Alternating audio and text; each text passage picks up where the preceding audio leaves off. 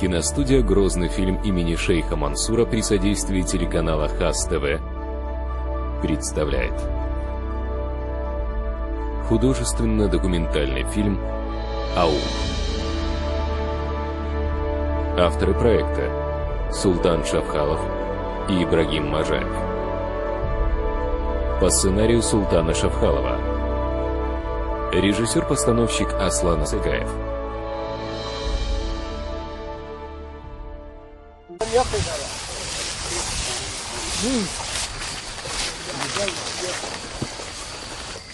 И велче, и волча туда.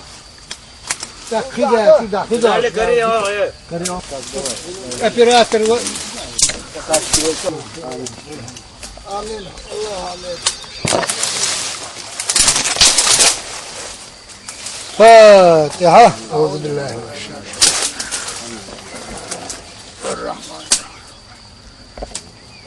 раджим.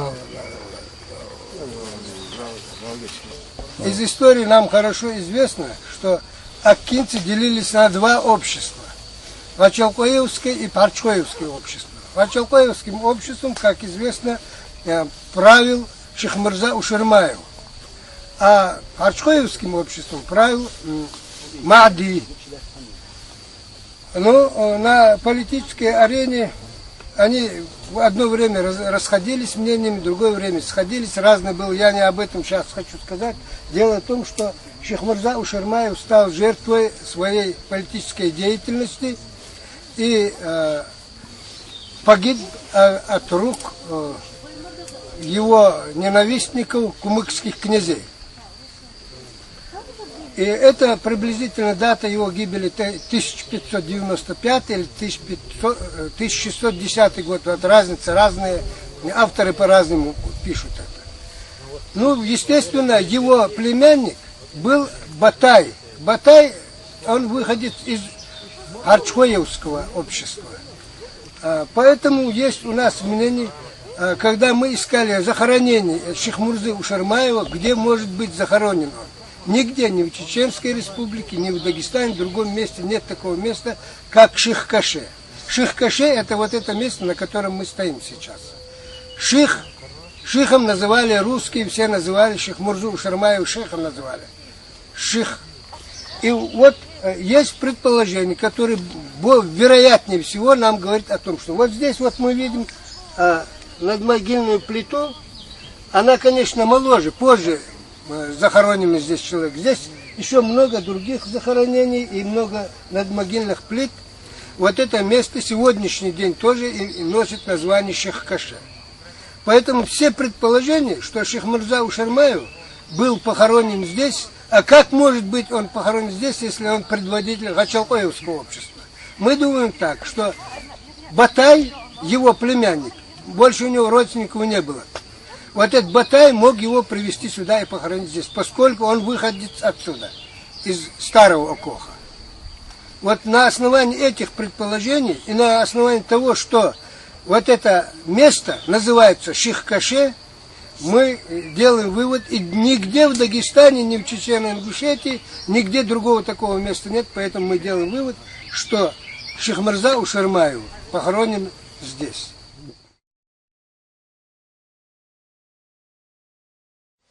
Вот мы нашли еще одну плиту, это могильный камень тоже, остаток могильного камня.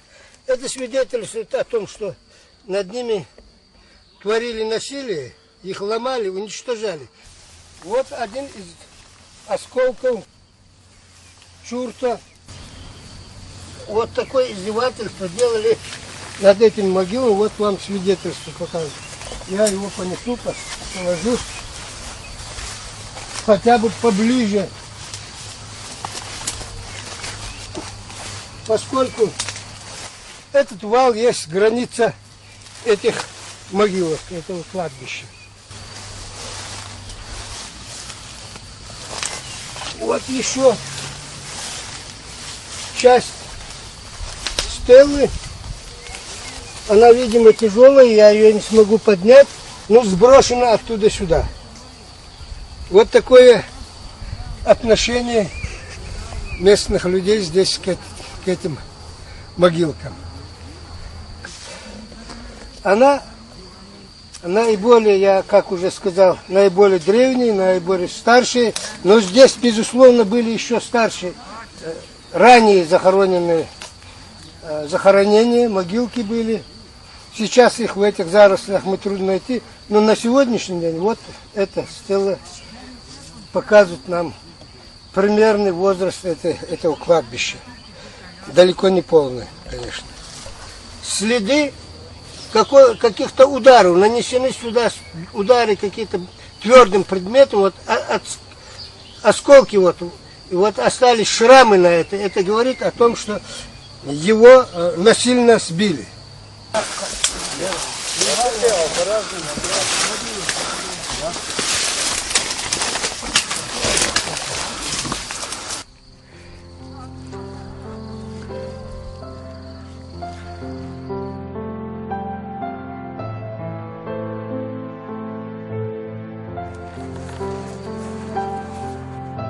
Россия предпринимает несколько походов против своих противников в Экка, в результате которых многие аккинские поселения в предгорных районах между реками Сулак и Акташ неоднократно были сожжены. Большая часть населения Акки выступает против России. Внутри общества происходит борьба, которая к середине XVII века приводит к накоплению части аккинцев в Тирках, бегству некоторых аккинских владельцев в русские крепости и земли. Слободу Окотскую считают пристанищем ауховских беглых людей, которые, мол, ушли от преследования дагестанских феодалов. Но это далеко не так. Жителями Окотской слободы являются ауховские представители, которые находились на службе у царя и своим присутствием в Терском городе они одновременно выражали верность Ауха подданству Руси. Впервые таких людей привел Терский город Шиху Шармаев, а затем 160 человек были присланы в город Терки, ауховскими тайповыми старейшинами. Они и их потомки были жителями Окотской слободы.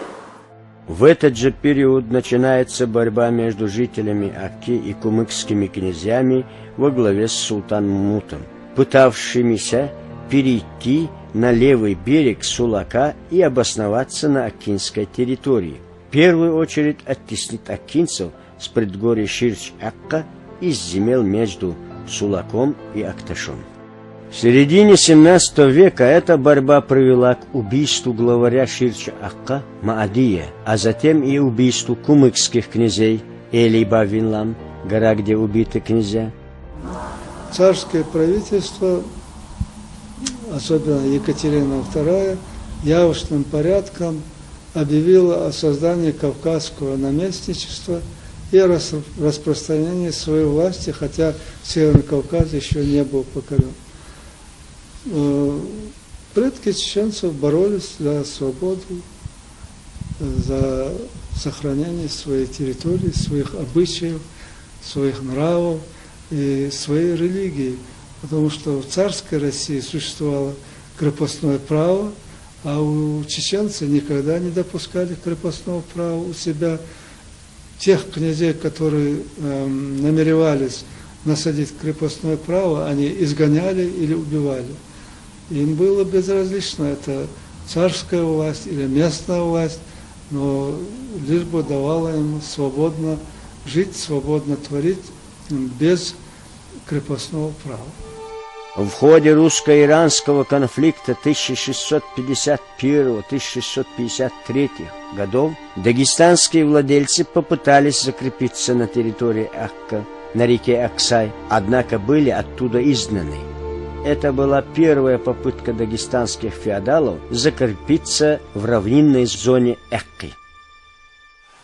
Они принимали к себе беглых кумыков, они принимали к себе некоторых князей, которые, значит, не могли ужиться среди кумыкских владельцев, шли, значит, к аккинцам, и потом, пользуясь их такой благосклонностью и разными другими путями, своих подданных переводили, значит, через Кайсу, там через другие реки переводили на чеченскую территорию, постепенно подселяли их там, где живут акинцы. Постепенно изменяли там демографическую ситуацию. А на самом деле, значит, насколько я знаю, там даже могила акинцев уходит в Средневековье. Во второй половине XVII века акинское общество представляет собой так называемое вольное общество, управляемое избранными старшинами. Образуются чеченские вольные общества, которые выбирают своих бятчей, своих руководителей, укрепляется власть меххелов, везде образуются такие своеобразные, как бы мы их назвали, демократические республики их можно назвать. Некоторые готовы их признать полудикими, народными, так сказать, демократиями. На самом деле ничего подобного. Там была частная собственность на землю, там были отношения собственников и несобственников и так далее. Никаких там о родовом строе, никаких тейпы в это время не были родовыми структурами, как некоторые, дикими родами. Они не были. Идет процесс образования некоторых поселений совместного проживания акинцев и переселяющихся из-за Сулака кумыкских жителей Аксай, Костек, Эндери. Документальные материалы второй половины XVII, начала XVIII века дают мало сведений о политическом состоянии Экка. Однако в них, вопреки общепринятому мнению, вообще не содержится данных о каком-либо подчинении Акки так называемому эндиреевскому, костековскому, аксаевскому владению, вести речь о которых на фоне современных исследований вряд ли представляется правомерным.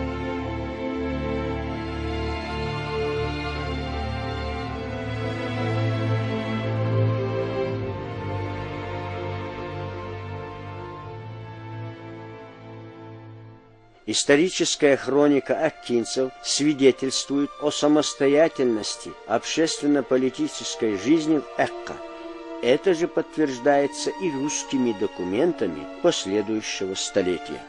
Акинское же население Терского города, а впоследствии Святого Креста, Кизляра, Астрахани на протяжении XVII-XVIII веков продолжало пребывать в русских городах, участвуя как в торговых и административных, так и в дипломатических и военно-политических мероприятиях русского государства. С начала XVIII века в политической жизни народов Северного Кавказа намечается новая расстановка сил и влияния крупных держав. Противостояние России, Турции и Ирана все больше втягивает местные народы в орбиту международной политики. Постепенный переход во взаимоотношениях России с войнахскими, акинскими обществами от политики сотрудничества к политике подавления и подчинения местного населения своим и соседним феодалам проявляется в отношении Экка и акинцев с начала XVIII века. Характерен в этом отношении и союз России с калмыцким ханом Аюкой в 1708 году, направленный против войнахов, отстаивавших свои земли и независимость. Именно с этим периодом, продолжавшимся до конца 80-х годов XVIII века, связывают исследователи ожесточение борьбы равнинного населения Экка против царских войск и давления дагестанских феодалов. В 1718-1722 годах на земле войнахских обществ, в первую очередь акинцев, были совершены карательные походы царских войск, приведшие к отходу части акинцев-вачалкоевцев от правого берега Терека и скоплению их ближе к реке Аксай и Качкалыковскому хребту, а также положили начало вытеснению и уничтожению представителей акинцев-харчоевцев из равнинной зоны. Главной же причиной, приведшей к карательным экспедициям и последующему разорению местного населения, являлось стремление царизма укрепить свое влияние в крае военной силой, в том числе и путем дальнейшего подчинения местных обществ более надежным дагестанским феодалам.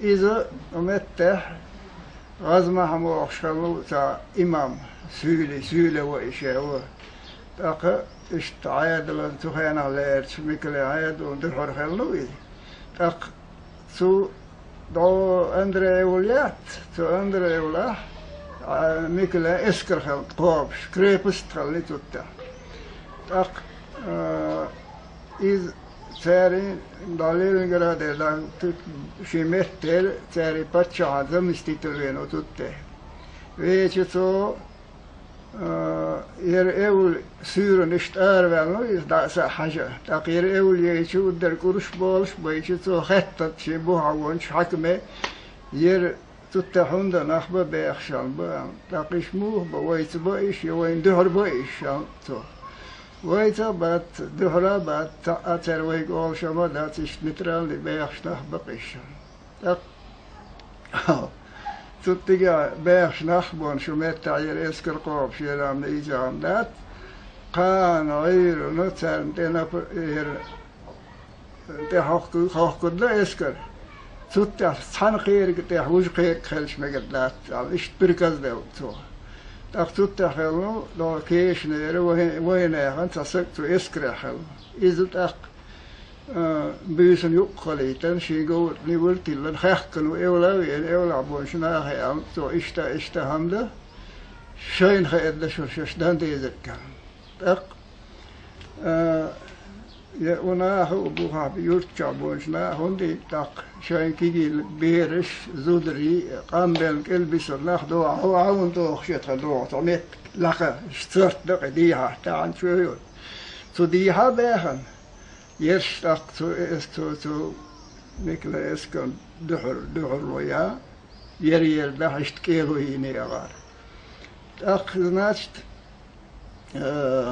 اغار اشتبرت بيم لو مجتي تاح يرخيقوا مول تو قيق صلوت دلود تو صلوت مدينة تلات الدوايا تاق إيش بيم غيرون متا نفط بلانيني اول تاق اول إشقا شيطان تاق اغار يتروغايين تيون سال تنبولين اسكر تاق ايه كرستنش بيهم سبسم سان متن تودا دوق قو اسكر ده تاقيش بيخشو اغار تارت أمبولة شو دوما وغاز مع داخل ديها شيء إسكردون شيء أختو إزخلنا إوله بونشنا أختو تيجوش يشين دحر خبة تاعي خبة تاعوش أخو تيون ديها سي أختي سيها عنده داير خون تبغى نقبض وينه بس تيون شو ساتشو بغني تناو كنيوقع تقنق باش تقارق نقاطنا يقارق بيا باش ليلت تاختو تغاز ما همشي تخليلاتن أمر أدخل دعتو بهيتش تتأي صوت غاز في حياة حقمتر تاختو تتخنين داور وقسك سنت باي قيت شلون شو الرحلة سولر تتح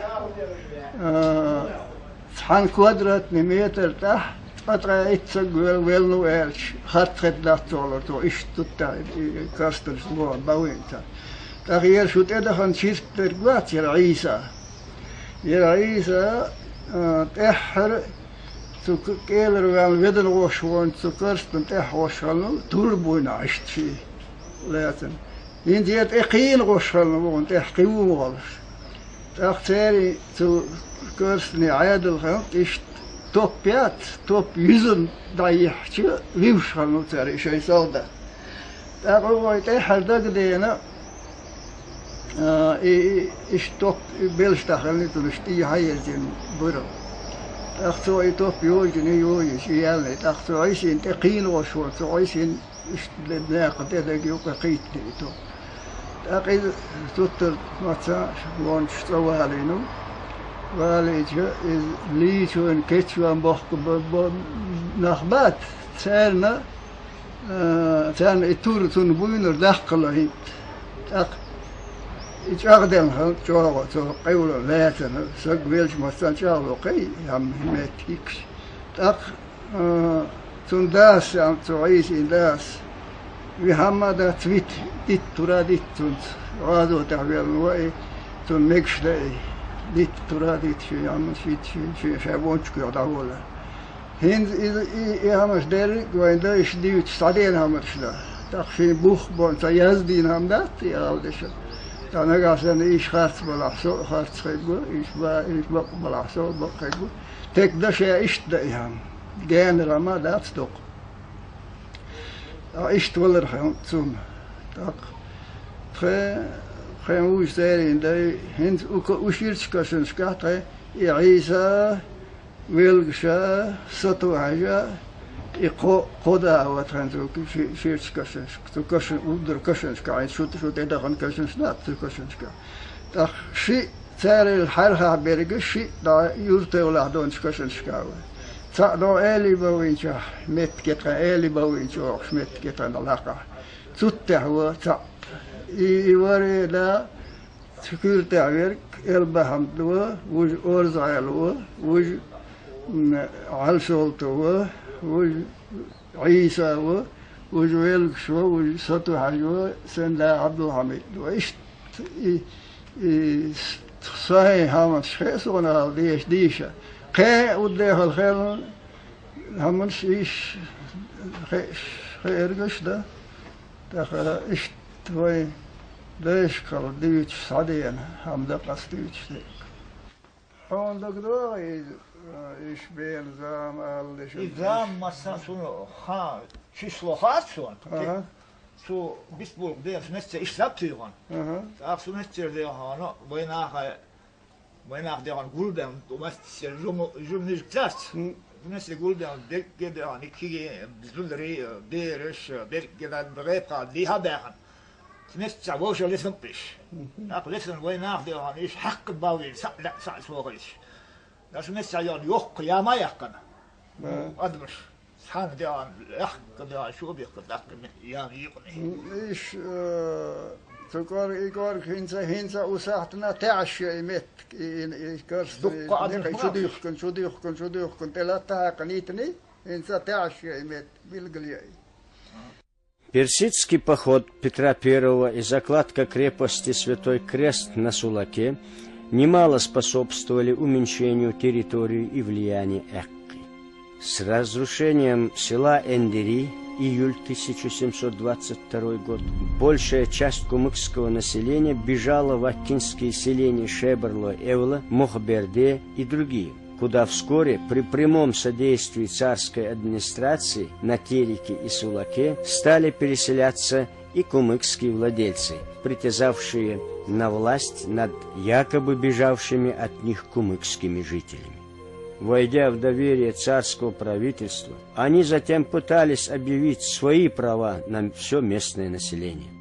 Именно при помощи поддержки царизмом, преимущественно оружием и военными караулами, что красноречиво подтверждается русскими документами, феодальные круги Дагестана пытались подчинить своей власти местное население. За спиной аккинцев шла распродажа земель и поселением дагестанским владельцам и русским офицерам. Именно с XVIII века в официальных документах дагестанские феодалы при молчаливом согласии царской администрации начинают широко употреблять названия местности и поселений собственного изобретения. Приводят всяческого рода легенды, пытаясь обосновать тезис о своем господстве в Терско-Сулакском междуречии, что явно не соответствовало действительности. Ни кабардинцы, ни осетины, ни дагестанцы не хотят признать, что в материальном положении до завоевания Кавказа царизмом чеченцы жили лучше, богаче, зажиточнее, обильнее, чем жили они сами вокруг. Тогда они, как дикари первобытно-общинного строя, ничего не имеющие, живущие на камне, оттуда с завистью поглядывающие на соседей, которые живут хорошо, и что прокормиться вынуждены заниматься грабежом и разбоем, чтобы где-то ухватить, там немножко поделить, и вот на этом жить. Вот такую примитивную историю им бы не удалось создать. С 30-х годов XVIII века для аккинцев начался долгий период борьбы против царской администрации и местных северокавказских владельцев за сохранение своих земель и независимости, за которые, если бы они не были постоянным местом жительства, они не боролись бы с такой могучей державой, каковой являлась Россия на протяжении XVIII и XIX веков. В понимании исторического прошлого аккинцев, уяснение их современного состояния и основания этнополитического и территориального положения своего субэтноса важно выяснение проблемы территориальных границ Акки в XVIII-XX веках. Традиционная версия расселения аккинцев в предгорных районах между реками Аксай и Акташ, заложенная царскими исследователями и офицерами в XIX – начале XX веков, совершенно игнорирует сведения русских же авторов XVIII – начала XIX веков. Так Гербер с 1722 по 1728 годы, составивший карту Кавказа, писал о чеченцах, живущих подле Андрея к реке Терек, то есть от селения Эндери до правобережья Терека. Через полстолетия, 1785 год, Чулков отметил, жилища чеченцев простирались прежде всего от гор, недалеко от Эндери находящихся, до самого моря. Еще через четверть века Равинский высказал замечание об острове Чечень, который лежит против обиталища чеченцев, поблизости Аграханского залива. Данное свидетельство служит ярким подтверждением представляемой картины исторических границ Акки и сокращения территории проживания аккинцев под натиском царской России и дагестанских владельцев к концу XVIII-XIX веков. Вторая половина XVIII столетия была определяющей в дальнейшей исторической судьбе аккинцев. Борьба аккинцев за сохранение независимости и земель в равнинных районах Терско-Сулакского междуречья обостряется. Отдельные конфликты, возникавшие между местными обществами и дагестанскими феодалами, стали перерастать в вооруженную массовую борьбу. В аккинских землях создаются боевые дружины во главе со своими предводителями. Боевые дружины Абшест-Шебрлой и Чонтой долгое время возглавлялись жителем села Резюрт Абдуразаком, а боевые действия велись в междуречье рек Сулак и Акташ. Руководителем отрядов, сформированных представителями Абшест-Коцо и Гочкар, стал Абутагир. Они действовали в бассейне реки Аксай и в равнинных районах севернее и северо-восточнее Качкалыкского хребта. Абдуразак и Абутагир являлись светскими лидерами аккинцев. В роли же религиозных предводителей выступали известный шейх Мансур Ухурма и не менее почитаемый аккинцами Бали-шейх, придерживавшиеся различной ориентации в вопросах политических событий на Северном Кавказе, в частности, в войнахских землях. Спор двух религиозных лидеров закончился смертью Бали-шейха, последовавшей в начале 80-х годов, и поддержкой взглядов шейха Мансура на восстановление единого мусульманского государства времен Абу-Муслима на Северном Кавказе. Во второй половине XVIII века жили два шейха, Бали-шейх и шейх Мансур, однако похоже на то, что они придерживались противоречивых взглядов. Бали-шейх призывал не сопротивляться русскому владычеству, ибо говорил он, что христиане все равно установят в наших краях свой диктат.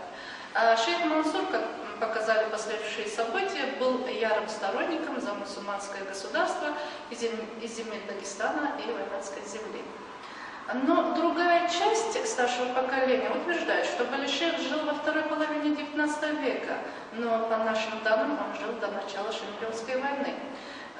Жил он в селе Рачелта, имя его известно по всей Эрта. Поскольку он высказывал пророческие мысли, народ ему присвоил титул шейха. Так вот, более 200 лет назад Бали-шейх предсказал переселение войнахского народа. В свое время мой отец занимался над этим вопросом, искал сведения о Бали-шейхе, и оказалось, что у Бали-шейха были и последователи, которые составили сборники из его философских высказываний. В 40-е годы в селе Рачелта были старики, которые вели замкнутый образ жизни, по нашим сведениям, они и были последователями Бали-шейха.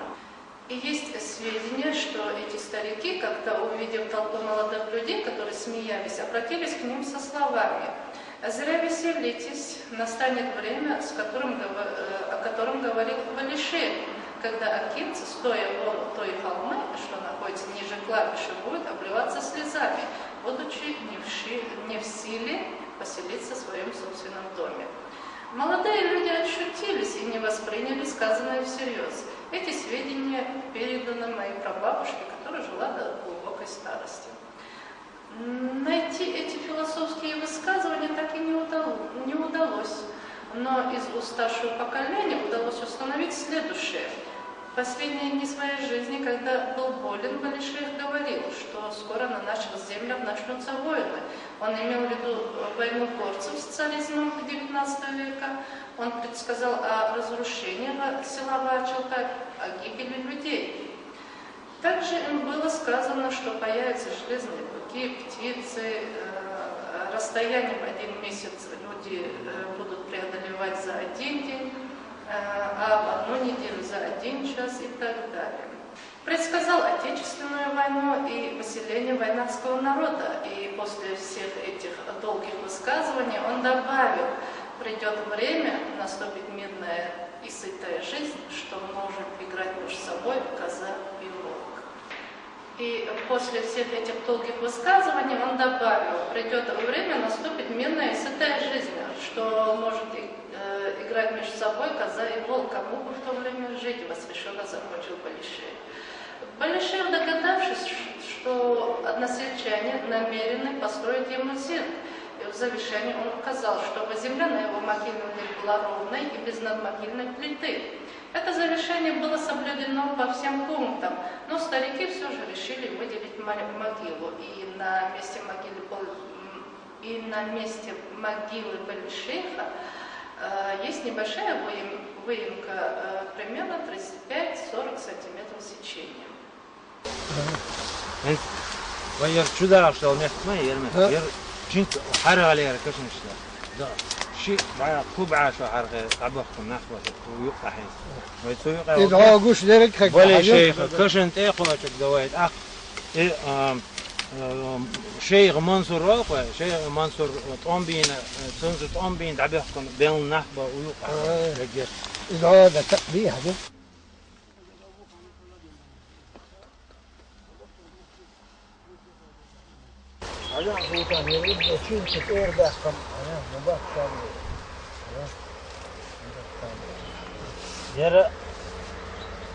Жер каша, عدو 1210 года عبيل نسبويه يرقونا بقارت بيحكم قران عو شعبه خين وين خين قدي يروي سبريغ دغيتش تيجي صحابين غازغنكش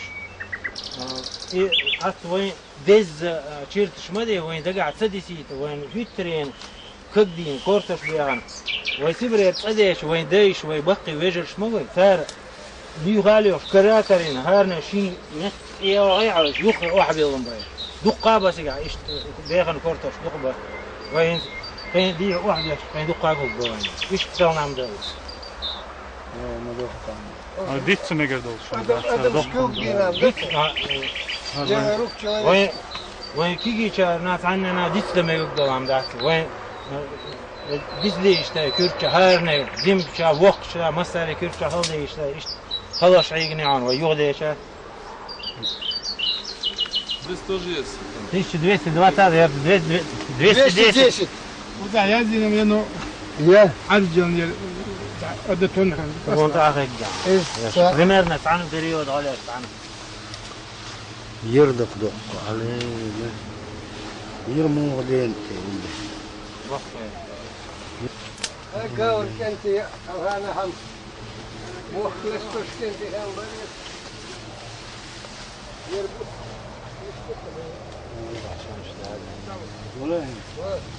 1221 год 210 يرجع Бали-шейх что Birglu noju cigar. İkbal bayar ya yık namus hagi. Amin.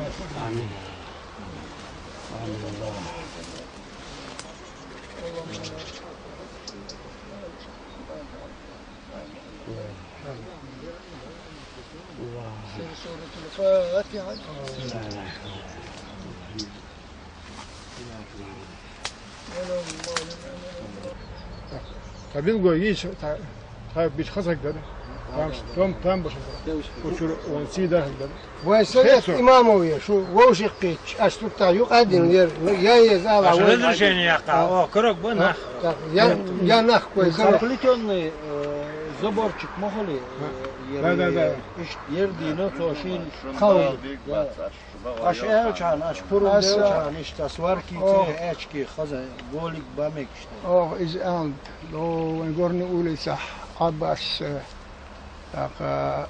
مجبول تخا يشبع ونوارش سارق إيرجع سارة وغش يقعد أمام ده الدنيا دخلت يتساق أبو بلا خدمة صح شو دوان إيشان ستيوان دعني صح كذا خشين تحت ما يأنت أنا سارق سبولت أنا سارق إير ويسيت لكن إذا شو ويسيت مدوه أنت Zonder ashbahon ook nach zie je hem dat je aan de stad is, in Sazi stad in de school de Paul de stad en niet te doen ولا. Bir zimdina الحين بخر دم يقعد ده شوي ما تعلم حجز زمدينا زمدي نخ جمني وشخان يا صديق بلشتاد اللي حين خوشلو شديد عالم داخل اخنا ما تسوي بيمرشنا ما عليهم خاجان او ان سي اونيلو سمدي جمني نخ جمني خوش با يرهم مش خوش يرا مكة مكة شين ثم دي واخشلو تقوى اولر ساسك نوقع بيسنو خارج قاعد داح بيسنو حاجة تو يهو أخشدا أخ يخ خطر اشتاشين خارج قاعد بيسنوش أخشين روحي دريت دلح شون ده أصنر واخش ساشي خوده سما تشوش توده أي أروى كان سما تشوش لشكو أخ سوشي ما تشوش سياح تقدشوا سياح جخ أحسن سيجا على هي أنت أخ سما تشوش ما تشوش سياح أربع شيء ما تشوش أن أنت أخوة شو تسوي ده أصلا سوى أحش دقيقة أخشن ملو دلقل عن نقطة أخ قد شو قال دل عديك دش يا دقيقة تك شاديني تهوش أحتدي تهوية ديك ما يرشى دل عدها بارش يلا بارش نحد بارش ملو بارش يلا لو أنا جات شوية غاز شوية سمعت واحد يلر هين سايقو كحد هذا في الشارع مت أسلم على الرأس ما ديشة ديشة صديم قصة بسكت أخ ما تسمع ماشي هذا حشت بالله بوش أنا خايف بزلي إخد حشت هذا الشيء فهين شو ليش تصدقها إيش ديها يجمع داتهم الله ويدا كيرت جت غنت وقلت أنا غيرت قلنا تا إشتو سكرت جيش ياخذ ثليلي تخع شو ياخذ صحيح صحيح شيء تابع إيش يقدر يخطي عجان غنت إرسي خلك هذا كش إنسان فورم أكرت كيني شن تجارت يخبيه ده عدين ده سوا Длительная борьба аккинских обществ против царской военной машины и северокавказских владельцев, а также ожесточенное сопротивление действиям царской администрации в Терско-Сулакском междуречье в течение XVIII века истощали материальные и физические силы аккинцев. Однако борьба не прекратилась, и именно аккинцы одними из первых поддержали и активно включились в движение северокавказского масштаба под руководством шейха Мансура 1785-1791 годы. Сопротивление акинцев продолжалось вплоть до конца XVIII века и закончилось почти полным уничтожением одного из крупных подразделений Экка, Гачал-Экка, массовым истреблением населения, переходом оставшейся части гачалкоевцев на правый берег Аксая, а также вытеснением акинцев с земель в нижнем течении Терека и Сулака и междуречья Сулака и Акташа. Венцом же трагедии акинцев в XVIII веке явилось насаждение колониальной царской администрации плоскостных районов Экка. Следующий период освободительной борьбы против царизма чеченцев и народов Дагестана был период Кавказской войны под предводительством имама Шамиля. Старожилами упоминаются наибы Бетерха и Умар-Эзы. Видимо, они возглавляли ауховцев в 20-е и 30-е годы XIX века. Который из них был первым, а какой вторым, не удалось пока установить. Но были они до Гойтемира Ауховского, Качкалыкского. В марте 1847 года Гойтемир был назначен командующим всей кавалерии имама Шамиля. Он поставил перед Шамилем условие, может ли тот оставить в Аухе определенное количество своих войск. Шамиль был не в состоянии этого сделать. Эти разногласия разрослись так, что в конце концов Гойтемир решил сохранять самостоятельность действий. Гойтемир Ауховский похоронен на кладбище селения Саясан-Жуиртовского района Чеченской Республики. Известно также, что во время Кавказской войны под предводительством имама Шамиля в 1840 году Чечня была разделена на 4 наибства – Мичиковская, Ауховская, Большая и Малая Чечня. Наибом Ауховского наибства был назначен Уллуби Банаяульский, Банайский, и кадием этого же наибства Гарчхо, друг и односельчанин Уллубия. Мы видим, что ауховцы, неотъемлемая часть чеченского народа, все время была с ним во всей его истории, от древности до наших дней. В нашей истории отражились замечательные имена руководителей ауховцев, будь это Ушуром Мурза, Ших Мурза Акутский, Батай Мурза Акутский, которые оставили свой след в истории. Отразились ауховцы в героической борьбе в восстании шейха Мансура. Отразились ауховцы в Кавказской войне во главе с Кази Магомедом и Шамилем. Отразились ауховцы в революции гражданской войне. Никогда они не были в стороне чеченского народа. Ауховские герои, прославленные и в Отечественной войне, и в гражданской войне, и в древних гордость всего чеченского народа. Поэтому, несмотря на то, что история сложилась так, что после гражданской войны в 20-е годы Аухов вошел вместе с Хасавюртовским районом в состав Дагестана, несмотря на это, история Ауха является неотделимой нашей историей, а это является нашим родным чеченским народом, история которого и дальше будет вместе с чеченским народом. В 1842 году, когда Юсуп Хаджи Алдинский приступил к организации регулярной армии в имамате Шамиля, первые звания, соответствующие генеральским, были присвоены чеченским наибам Шуаибу, Ахверды Магоме и Уллубию. Генерал Уллуби Ауховский и кади этого наибства Гарчхо похоронены почти рядом, на старом кладбище село Билте, расположенного южнее райцентра Нажаюрт Чеченской Республики.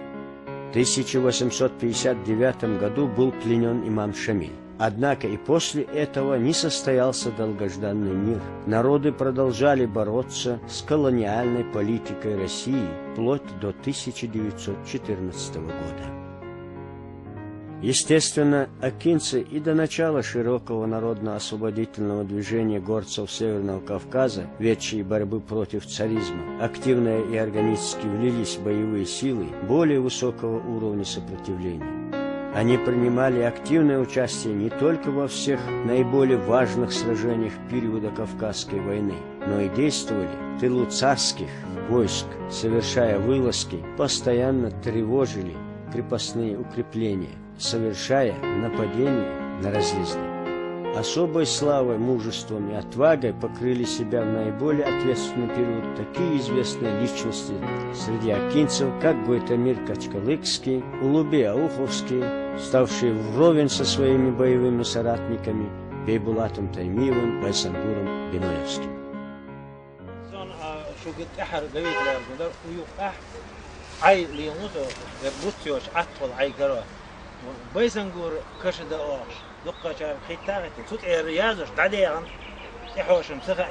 Что это за здание, вот это, которое мы сейчас видим? В последнее время при советской власти это здание было универмагом, сейчас это какой-то коммерческий магазин. До этого, в годы Великой Отечественной войны, до Великой Отечественной войны, это было НКВД. В его подвалах до сих пор есть места, где пытали людей, казнили. Здесь происходило раскулачивание людей. Здесь десятки, сотни людей были расстреляны в этих подвалах. Это был центр НКВД и решение всяких вопросов. Султан, вот есть поверье, что знаменитый наиб имама Шамиля Байсангур был здесь осужден и рядом его казнили. Да, это именно происходило здесь, именно в этом здании. Здесь, значит, если можно было так назвать в то время, происходило судилище над ним. Вот здесь напротив была поляна, большая площадь была, так называемая. Здесь были расположены казацкие части, полки были. Здесь была полковая церковь рядом, ее снесли буквально лет 30 назад. И вот здесь его казнь привели в исполнение, его повесили здесь. 3 суток не давали никому подходить, а потом на 4-е сутки местное население уже выкрыло этот труп и захоронили его, этого достойного человека, захоронили в селении Гачел. Сперва это место захоронения было скрыто, а потом спустя уже несколько лет, даже десятилетия, был установлен надгробный камень. И вот над этим камнем как раз вот это глумление произошло, чтобы мы, нынешние потомки, не могли точно сказать именно, где захоронен. Вскоре после окончания Кавказской войны Экка органически вошла в состав созданной Терской области в виде Хасавюртовского округа. Округ, населенный в основном акинцами, а также частью кумыков и нагайцев, развивается вместе с остальными войнахскими территориями Терской области, связанных тысячами хозяйственно-экономических, культурных и политических уз, близких единством происхождения, языка, обычаев. По переписи 1897 года в Хасавюртовском округе проживало около 20 тысяч акинцев. Вторая половина XIX века характеризовалась усилением колониального угнетения населения Акки, на что горцы время от времени отвечали волнением. В июле 1872 года на пути из селения Киешне в селе Парчошка был убит начальник Хасавюртовского округа полковник Петухов и ранен его помощник капитан Узбашев. Естественно, акинцы не избежали наказания за это и другие действия. В конце XIX века жители села Бантюр были выселены из своего селения и расселены по 3, 5, 10 семей в других селах Экка и в Чечне. Вернуться они смогли только в 1918 году. В середине 70-х годов царские войска до основания разрушили акинские селения Ширчурт и Парчошка. В это же время среди акинцев вновь начинается движение за независимость, возглавленное одним из их лидеров Янгульбаевым Янулби. Это движение явилось как бы предвестником для акинцев восстания 1877-1878 года на северо-восточном Кавказе. После разгрома этого восстания, повлекшего новое разрушение и гибель населения, новая волна акинцев хлынула в Турцию, Сирию и Иорданию. Последняя акция царского правительства в XIX веке в Акки – постройка железнодорожной ветки Беслан-Порт-Петровск через Акки привела к фактическому искусственному разделению аккинской земли на 2 части – плоскостную и предгорную. Железная дорога фактически становилась линией, на юг от которой и вытеснялось все аккинское население, вплоть до 20-х годов 20-го столетия.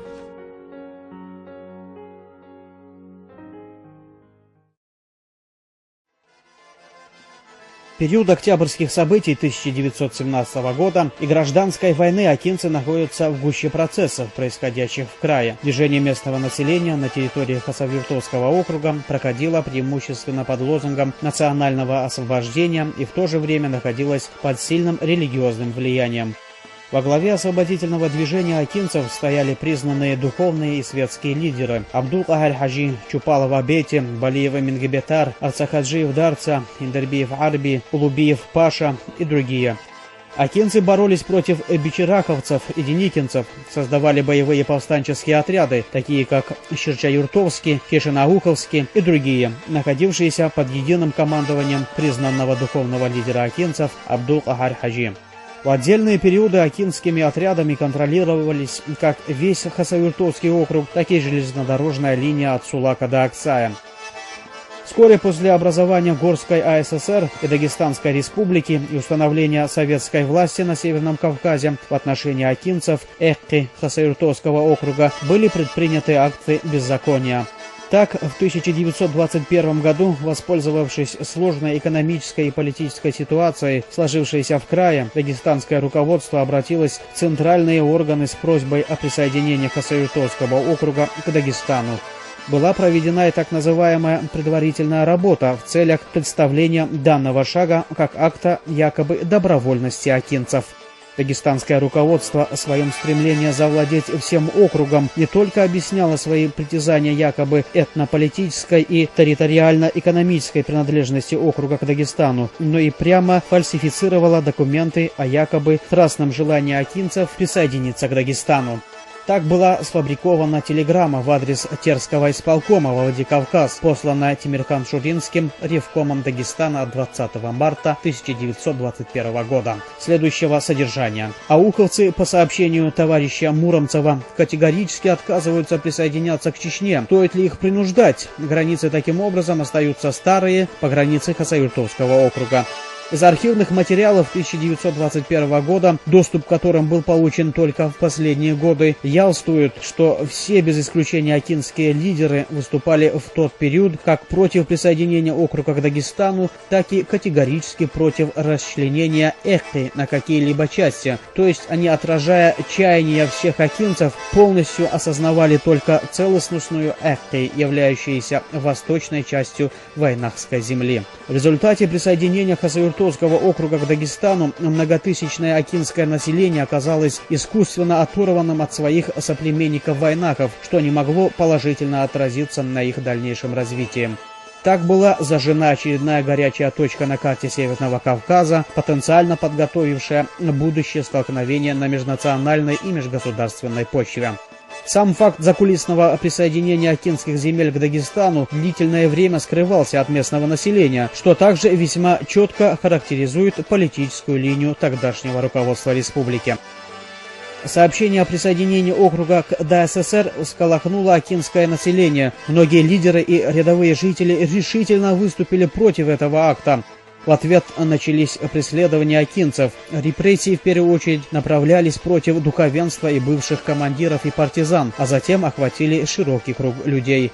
Цену присоединения, который пришлось заплатить акинцам, наглядно показывают сравнение численности населения по переписям 1897-1926 годов. Даже при учете естественной убыли и гибели в годы гражданской войны около 20 тысяч в 1897 году и около 22 тысяч в 1926 году. То есть за 30 лет прирост акинского населения составил всего лишь 2000 человек.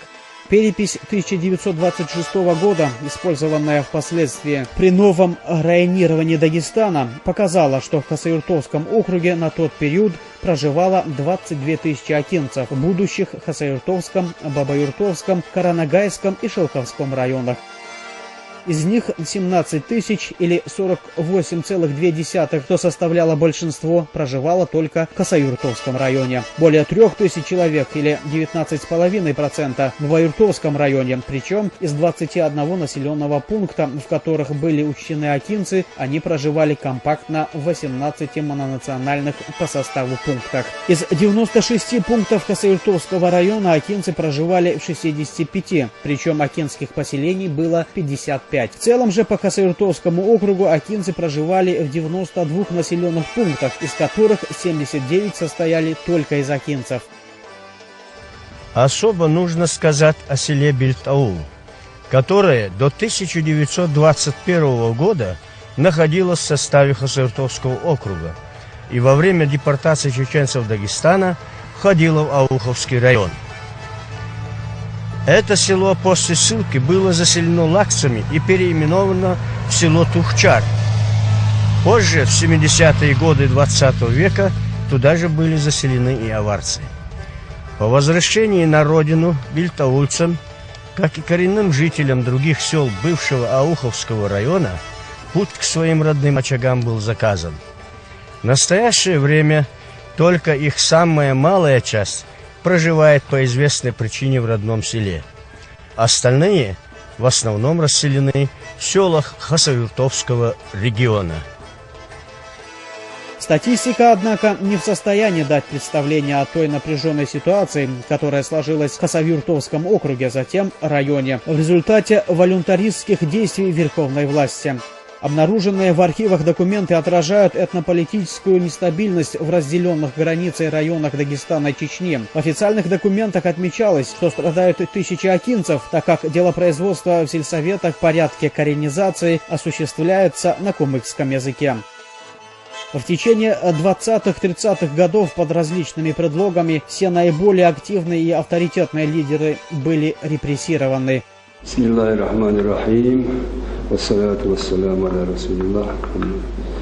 Как известно, первые годы советской власти, первых годах после победы советской власти, репрессиям были подвергнуты, в частности, духовные лица повсеместно. И это и понятно, ибо новая власть, основанная на коммунистической идеологии, она решила устранить тех людей, которые несли другую нравственность, духовную, другую. И поэтому духовные лица были подвергнуты первые же годы грубым преследованием, репрессиям со стороны этой власти. В небольшом нашем селении Юртаух, который насчитывал к тому времени, наверное, не больше 300 дворов, в этом селении за 13 лет советской власти с 1930 по 1943 год было репрессировано 102 человека. 102 человека. В одном только в 1942 году в этом нашем селении было репрессировано 36 человек, в основном более-менее знакомых с духовной, с арабской графикой, более-менее знакомых с религией. Под надуманным предлогом совершения молитв в одну ночь их забрали, и многие из них не вернулись, пропали без вести. Единицы только вернулись.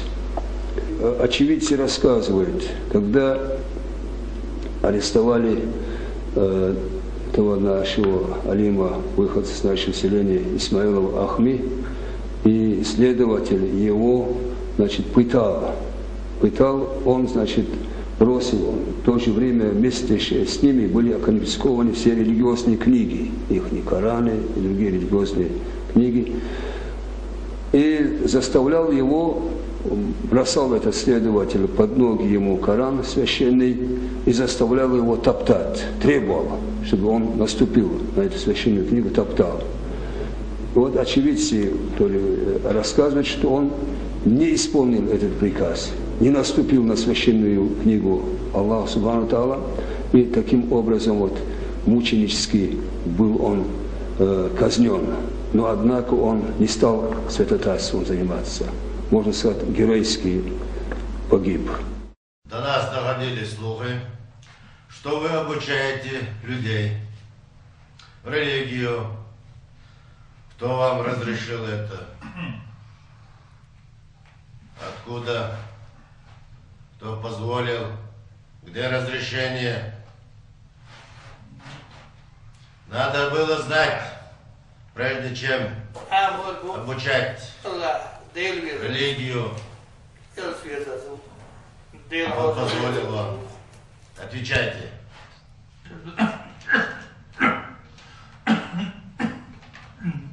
Откуда это у вас книга? Сколько вас? Кого вы обучаете? Кто вам позволил?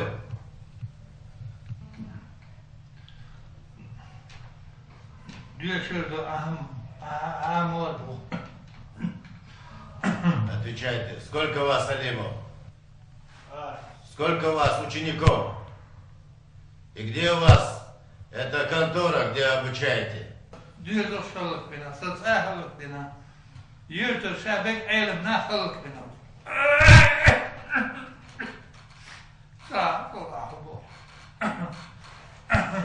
Вот наглая, а? Я последний раз говорю.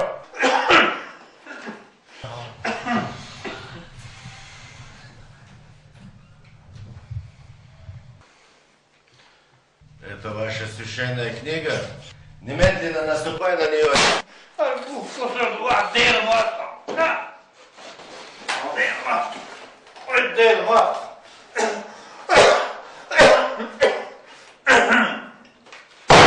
ты не будешь говорить? Я прикончил надо.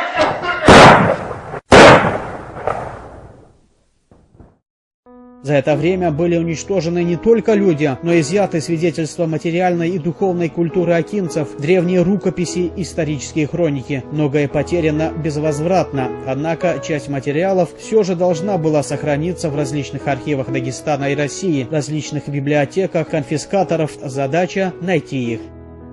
В тяжелые годы Великой Отечественной войны 1941-1945 годов акинцы наравне с другими народами воюют на фронтах, трудятся в тылу. Акинцы по праву гордятся своими сыновьями, мужественно сражавшимися на фронтах войны. Бессмертной славой овеяны имена героев Советского Союза Хампаши Нурадилова, Ирбайхана Бейбулатова. Несмотря на прекращение призыва в действующую армию уже в начале 1943 года, акинцы отдали фронту около 3000 своих лучших сыновей. Это село основано в 60-м году. И тогда село тоже было названо в честь героя Хампаши Нурадилова. Памятник был поставлен по просьбе всей, можно сказать, всех сельчан.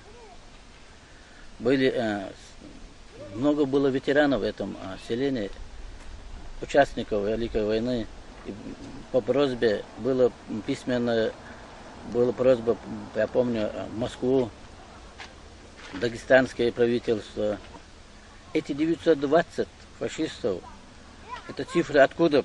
Задавался вопрос много, откуда эта цифра берется? Кто считал во время войны, кто считал вот это число, количество? Вот это Добрушин говорит, это число, когда непосредственно Ханпаша один оставался на позиции, и шла немецкая, допустим, возьмем, рота наступлений.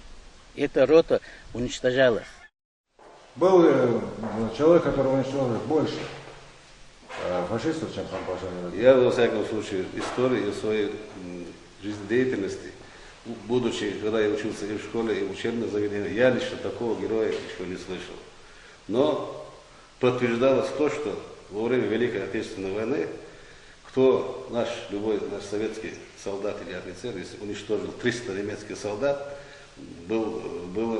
присвоило звание Героя Советского Союза. И Хампаша Нурадилов заслуживал трижды Героя Советского Союза по уничтожению фашистов. Расскажите о мемориале Хампаша Нурадилова. Но чеченский народ настоял, вышло на правительство Республики Дагестан. Был туда втянут замминистра Чеченской Республики Гусейнов Хамзат, сам президент Чеченской Республики Рамзан Ахматович Кадыров был в курсе. С их помощью, слава Аллаху, удалось открыть. Мы горды этим. Был здесь большой спонсорский помощь оказан из фонда Ахмад Хаджи Кадырова. Здесь представителем с той стороны, с чеченской стороны, сам являлся Гусейнов Хамзат. Мы очень благодарны здесь живущие люди оказанную помощью. Вот, действительно, сегодня есть чеченскому народу прийти, встать, сказать: да, мы чеченцы, мы горды, Хампашуй народил. Так, что вы могли бы сказать вот о Хампашуй народил? Мой отец, моя мать, они 7-8 лет воспитали их. Хампаши было 7-8 лет. Они с Новокули, это Рашел Ариш, они приехали сюда, и у них умер отец и мать ранее, после 8 лет Хампаши. Они приехали сюда к своим родственникам, их родственник был Бятер Султан. Они их зимой, я правда, можно проверить, да? Конечно, конечно. Они зимой их с дома выгнали, вот этих 3 братьев. Мол, туда-сюда. И мой отец, и моя мать, и мой дедушка был в то время. Они их приютили. У нас был здесь, вот этот наш дом. Здесь была времянка. Они их поселили в эту времянку. Расскажите о герое Советского Союза, о вашем земляке Бейбулатове Эрбахане. Да, до войны Эрбахан Бейбулатов жил в селении Османюрт, родился здесь же, работал до призыва в армию директором этой же школы, Османюртовской, 8-летней школы. Отсюда был призван в армию. Попал на фронт в 1940 году и в 1942 погиб при освобождении города Мелитополя. Это Украина, Запорожская область, освобождая город. Там же похоронен. Родственники здесь проживают, его племянники и племянницы. Тетка здесь живет, дочь в городе живет, мы знаем. Они приезжают на все юбилеи, торжествах.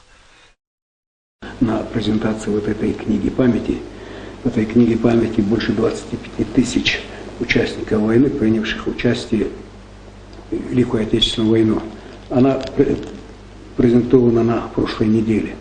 Так вот, работники архивного управления правительства Чеченской Республики, выступая на этом форуме, на презентации, говорил, что напротив, как только чеченцы начали проявлять интерес участия своих сыновей в годы Великой Отечественной войны, своих отцов, так некоторые архивы, напротив, закрыли доступ к этим источникам информации. Это, конечно, возмущает. Мы надеемся, что эти архивы все-таки будут открыты, и не останется ни одного воина, принимавшего участие в Великой Отечественной, без вести пропавшим или безвестным. Сегодня мы вышли на международную службу розыска. Находится в Германии, в городе Арльзен. Там имеет место банк данных на более 15 миллионов военнопленных. Плен – это следствие войны. Мы не говорим, что их там много будет, но все-таки лозунг «никто не забыт, ничто не забыто», он же не лозунг. И мы сделаем все возможное. Я говорю мы о тех людях, которые помогали мне в сборе данных при составлении этой книги. Пользуясь случаем, хотел бы поблагодарить работников архивного управления правительства Чеченской Республики, которые помогли нам, и всем тем, я не буду никого называть, всем тем, кто помогал в розысках фамилий, данных, установлении всех участников войны среди чеченцев Дагестана. В 1943 году на базе предгорных селений с учетом этнического состава населения был создан Ауховский район, выделенный из состава Хасавюртовского района. В Ауховском районе по переписи 1939 года насчитывалось 14,5 тысяч акинцев, то есть около половины всех войнахов Дагестана. Предполагалось учитывать потребности национального развития, открыть школы с преподаванием на родном языке, наладить печать и так далее. Однако, как показали дальнейшие события, создание района было предусмотрено вовсе не для поддержания чаяний акинцев, а только для их успокоения, усыпления перед тем, как подвергнуть их геноциду. Отношение к чеченцам, как при царской власти, так и при советской России, было независимо от времени, оно было, значит, абсолютно одинаковым. Вот, например, пример семьи моей матери. Моя мать Белеева Бахаджан. Вот возьмем время Великой Отечественной войны. Что происходит?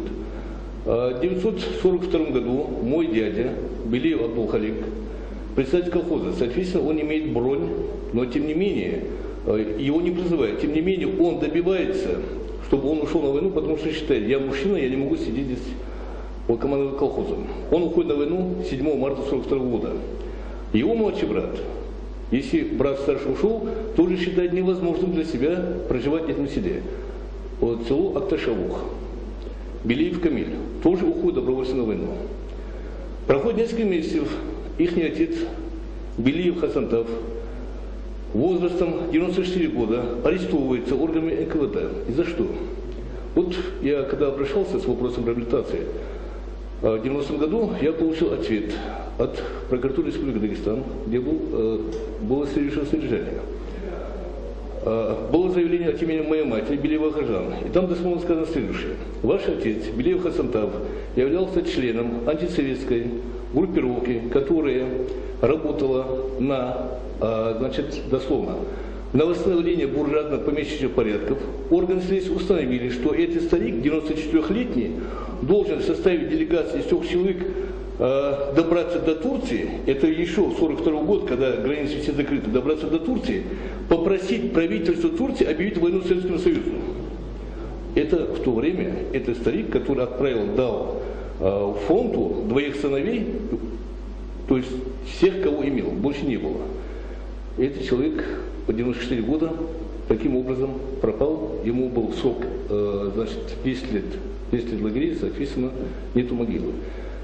И, соответственно, нет и могилы у другого старшего сына его, Белеева, значит, Абдулхалика, который был замполитом 143-й горно-стрелковой роты и тоже пропавший без вести. Известно, что подготовка крупномасштабной репрессивной акции по депортации всех войнахов началась еще в 1942 году. В ходе разбора архивных материалов обнаруженная деталь также убеждает в преднамеренности выделения Ауховского района, то есть продолжения политики по изоляции предгорных акинских селений от остальной территории Эхки и осведомленности дагестанского руководства о предстоящей акции. Между последним решающим документом, по которому Ауховский район де юре стал административно-территориальной единицей Дагестана и роковым для всех войнахов 23 февраля 1944 года, всего-то прошло 11 дней.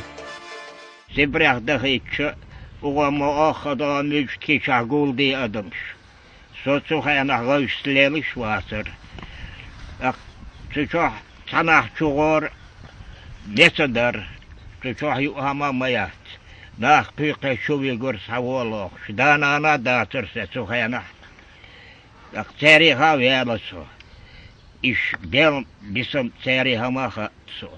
Юхты чохсо волоша удара ала сибрях дахитлена ишколе гошварса. Са терапки торум бар шега чудут, что чернилка яр, са дечка ручку яр перуе хайор. Так са вол яр хуа яр са солдат. Ты куда идешь, шел? Куда идет, то он маха, сюда волло. Верни, волло, на го, дагу вох теши вох, шашбовит. Югада и школе вох, швусо бегат, и автомата бухты его. Туда вох, туда хунда маха. ну то охотень давахас, так? Хан Айрона уже собирать еще, давай собираю, юнгам даху, сая хамамаят, собичой вахана. Так тут тогда, так навиган, сомюшке виган давахдонч. Так цмет, чах бюса якор, арадалар, Айрона гулби берге, сохарха эттанашвар. Так автомат яхш и солдат был. Ты чё стоишь? Она ох, сон махат. Так давига между и колубьер, хинсей цмеття ярица колуб. Колубу чуверло со виган. Ёхцы чувствовал, что ну чохбар, нахбар, зудрибар, балажрибар, бергебар. Так цера хинс вай дадюкш, да? Сибрех ваша юртха дон шамниха деха, вай сибрех дюкш даэла. Дала со сердц арвела. Сибрех дюкш хаянаха, ала дабихтунч. Хауд бихтам тубиса, етбиса, котом дон хамадиса, айда дадахайта сибрех. В результате переселенческой акции сталинского режима, как было названо, поголовное выселение всех войнаков 23 февраля 1944 года в Среднюю Азию и Казахстан, акинцы, составляющие на момент выселения более 29 тысяч человек, потеряли половину населения. Сталинский геноцид вновь поставил акинцев на грань физического истребления. 20-дневное следование в условиях холодной зимы, так называемых котных вагонах, невероятные муки, когда смерть виделась выходом из положения, неустроенность по прибытию на место назначения, настороженное отношение местного населения, которому внушили идеологические органы, что к ним присылают врагов народа, бандитов и людоедов. Таковы первые страницы новой трагедии акинцев, не отличавшиеся от судеб войнаков и других народов. На местах спецпоселения в Казахстане и Киргизии акинцев расселили небольшими группами в сельской местности. Они адаптировались с большим трудом, климатические условия отличались от привычных, традиционный уклад жизни был разрушен.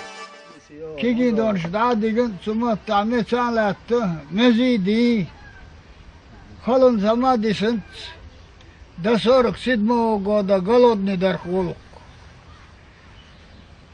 Эх, цагизи гамхела, чорпа, морпа, хамахела.